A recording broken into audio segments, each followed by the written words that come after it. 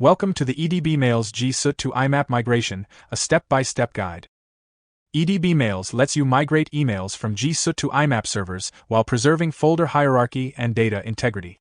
It supports platforms like Gmail, Zoho Mail, Zimbra, IceWarp, cPanel-based hosting, GoDaddy, Rackspace, and other IMAP servers, with features like concurrent mailbox migration, automatic mailbox mapping, and incremental migration to prevent duplicates. Administrators maintain complete control.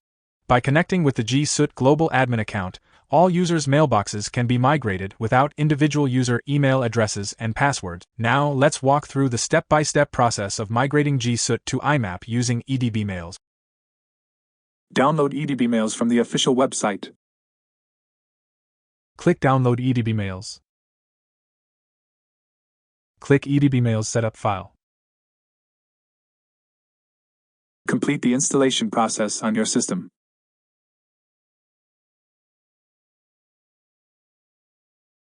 Log into EdbMails application with the email address and password or click Start your free trial. Select GSOOT Migration. Select GSOOT to IMAP Migration. Keep the default job name or click New Job to change. Click Next to continue. Enter the admin email address, then click the Browse button. Select the JSON file you downloaded from the Google Cloud Console. Click Login to continue. Select the required option to load the mailboxes. Click Next to continue. Select the mailboxes you want to migrate from the source GSOOT server. Click Next to continue. To connect a single user account, select Single User Account Migration. If you want to migrate multiple mailboxes, select Multiple User Accounts Migration. Click IMAP Migration CSV file. Select the location to save sample.csv file.